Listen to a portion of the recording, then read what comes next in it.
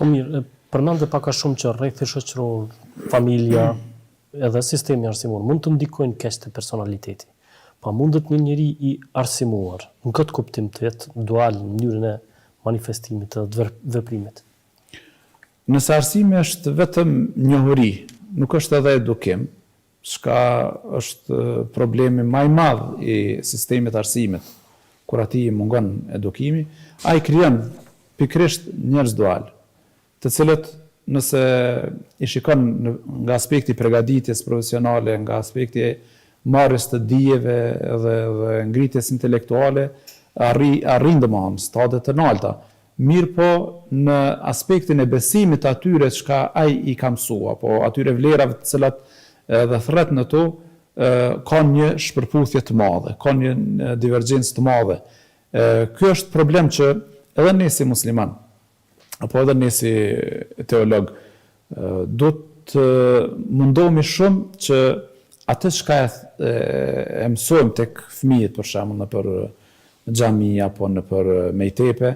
të mundohemi t'ja mbjellim në formë të edukimit, jo në formë të njohurive. Të mundohemi domethënë pjesën shpirtërore ta zhvillojmë krahas njohurive të cilat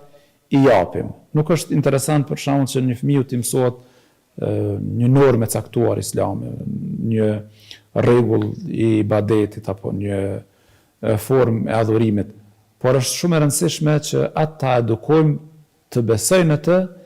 të bindet në të, edhe të qëndrojnë në të. Në kohën tonë, po ashtu është problematike çështja e zhvillimit të madh të mediave, ku sidomos gjeneratat e reja janë të inkuadruara shumë në përdorimin e mjeteve teknike digjitale dhe pjesën më të madhe të kohës e kalojnë me to apo pranë tyre. Ajo çka shohin në rrjetet sociale, më konkret, dhe atë çka e ka mësuar, qoftë në shkollë, qoftë në familje, ka një shpërputhje të madhe. Aq më tepër në rastet kur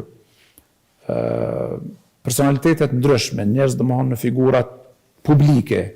të cilat e kanë një të kaluar të keqe, një të kaluar domethënë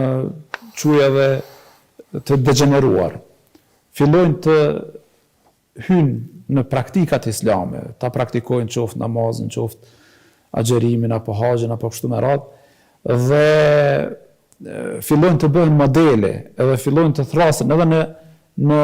besimin islam. Në anën tjetër nuk ju mungon nga e kaluara,